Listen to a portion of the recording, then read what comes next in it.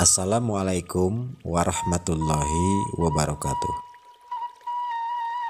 Bismillahirrahmanirrahim. Salam sejahtera. Semoga kita semua diberikan kesehatan, keselamatan, dan barokah. Semoga kita semua diberikan kesehatan, keselamatan, dan barokah oleh Allah Subhanahu wa Ta'ala. Berikut saya akan bacakan sebuah artikel yang ditulis oleh Sadaya Walagri, WordPress.com 2011, bulan 9, tanggal 20, tentang sejarah Kuningan. Mari kita mulai.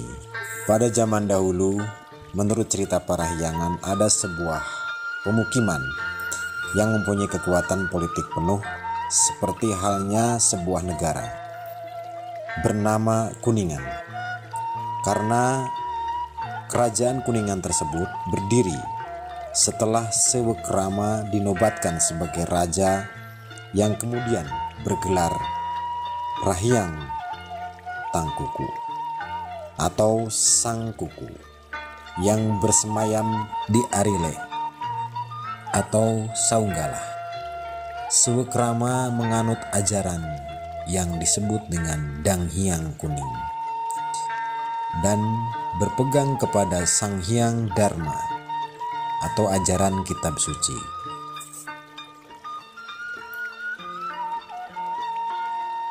Serta Sang Hyang Riksa, 10 pedoman hidup atau 10 pedoman kehidupan.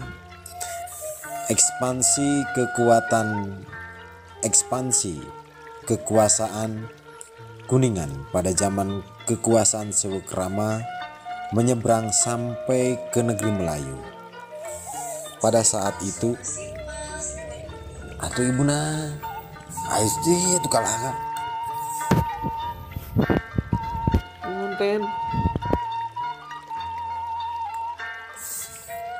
Konon, pada saat itu masyarakat Kuningan merasa hidup aman dan tentram di bawah pimpinan Sewekrama yang bertahta sampai berusia lama.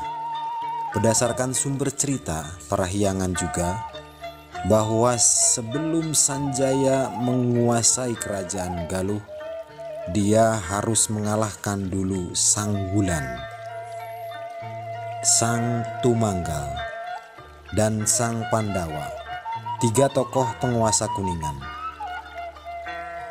sama dengan Triumvirat, yaitu 3 tokoh pemegang kendali pemerintahan di Kuningan.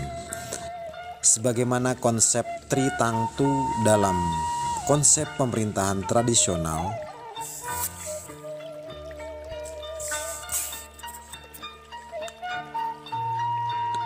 suku Sunda, Buhun, Sang Bulan, Tumanggal, dan Pandawa ini menjalankan pemerintahan menurut adat tradisi waktu itu, yang bertindak sebagai Sang Rama, Sang Resi, dan Sang Ratu. Sang Rama bertindak selaku pemegang kepala adat, dan Sang Resi selaku pemegang kepala agama, dan Sang Ratu sebagai kepala pemerintahan.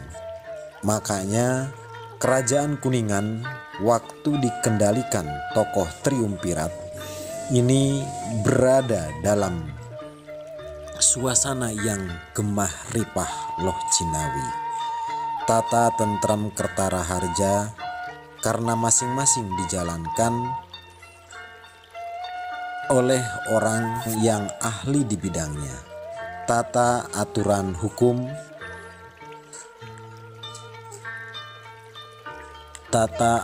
hukum, masalah adat selalu dijalankan, adat ditaati. Masalah kepercayaan agama begitu juga pemerintahannya.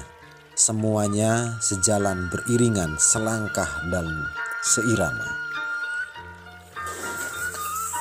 Ketika Kuningan diperintah Resi Guru Demunawan pun Ketika Kuningan diperintah Resi Guru Demunawan pun menantu sang Pandawa.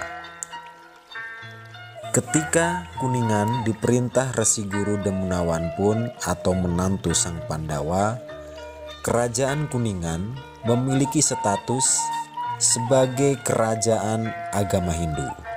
Hal ini nampak dari ajaran-ajaran Resi Guru Demunawan yang mengajarkan ilmu Dang Hyang Kuning atau keparamartaan, sehingga Kuningan waktu menjadi sangat terkenal. Hingga Kuningan pada saat itu sangat terkenal. Dalam naskah cerita Parahyangan disebutkan kerajaan Kuningan waktu diperintah Resi Guru Demunawan atau dikenal dengan nama lain Sang Sewekrama atau penguasa pemegang hukum atau Sang Ranghyang Tangkuku atau Sang Kuku. Kebesaran Kuningan melebihi atau sebanding dengan kebesaran Galuh dan Sunda atau Pakuan.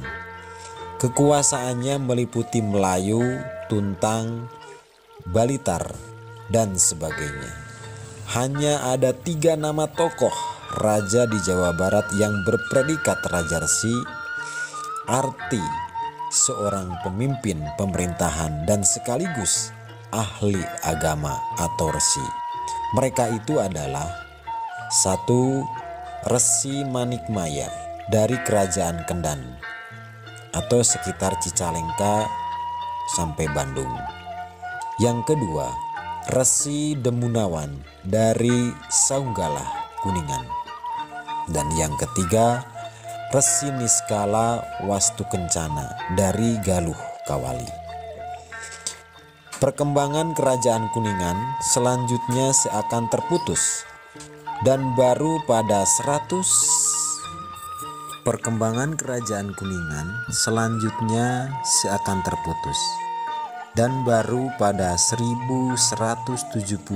Masehi muncul lagi. Kuningan pada waktu itu menganut agama Hindu di bawah pimpinan Rakyan Darmariksa dan merupakan daerah otonom yang masuk wilayah kerajaan Sunda yang terkenal dengan nama Pajajaran. Cirebon juga pada tahun 1389 Masehi masuk kekuasaan kerajaan Pajajaran. Namun pada abad ke-15 Cirebon sebagai kerajaan Islam menyatakan kemerdekaannya dari Pakuan Pajajaran. Sejarah Kuningan pada masa Islam tidak lepas dari pengaruh Kesultanan Cirebon. Pada tahun 1470 Masehi datang ke Cirebon seorang ulama besar agama Islam, yaitu Syekh Syarif Hidayatullah, putra Syekh Abdullah dan ibunya Rara Santang atau Syarifah Mudaim. Putra Prabu Syarif Hidayatullah adalah murid Sayyid Rohmat yang lebih dikenal dengan nama Sunan Ampel yang memimpin daerah Ampel Denta di Surabaya. Kemudian Syekh Syarif Hidayatullah ditugaskan oleh Sunan Ampel untuk menyebarkan agama Islam di daerah Jawa Barat dan mula-mula tiba di Cirebon yang pada waktu kepala pemerintahan Cirebon dipegang oleh Haji Dul Iman. Pada waktu kepala pemerintahan Cirebon dipegang oleh Haji Dul Iman. Pada waktu 1479 Masehi, Haji Dul Iman berkenan menyerahkan pimpinan pemerintahan kepada Syekh Syarif Hidayatullah. Setelah menikah dengan putrinya, karena terdorong oleh hasrat ingin menyebarkan agama Islam, pada tahun 1481 Masehi, Syekh Syarif Hidayatullah berangkat ke daerah Luragung Kuningan yang masuk wilayah Cirebon Selatan. yang pada waktu itu dipimpin oleh Ki Gedeng Luragung yang bersaudara di wilayah Cirebon Selatan. Pada waktu itu dipimpin oleh Ki Gedeng Luragung yang bersaudara dengan Ki Gedeng Kasmaya dari Cirebon. Selanjutnya Ki Gedeng Luragung memeluk agama Islam. Pada waktu Syekh Syarif Hidayatullah di Luragung Kuningan, datanglah Ratu Ongtinio, istrinya dalam keadaan hamil dari negeri Cina, yang bergelar Ratu Rara Sumanding ke Luragung Kuningan. Dari Ratu Ongtinio lahirlah seorang putra yang tampan dan gagah yang diberi nama Pangeran Kuningan. Setelah dari Luragung Kuningan, Syekh Syarif Hidayatullah dengan rombongan menuju tempat tinggal Ki Gedeng Kuningan di Winduherang dan menitipkan Pangeran Kuningan yang masih kecil kepada Ki Gedeng Kuningan agar disusui oleh istri Ki Gedeng Kuningan. Karena waktu itu Ki Gedeng Kuningan mempunyai putra yang sebaya dengan Pangeran Kuningan dan bernama Amung Gegetuning Ati, yang oleh Syekh Syarif Hidayatullah diganti namanya dengan menjadi Pangeran Arya Kamuning, serta beliau memberikan amanah kepada bahwa kelak di mana Pangeran Kuningan sudah dewasa akan dinobatkan menjadi Adipati Kuningan.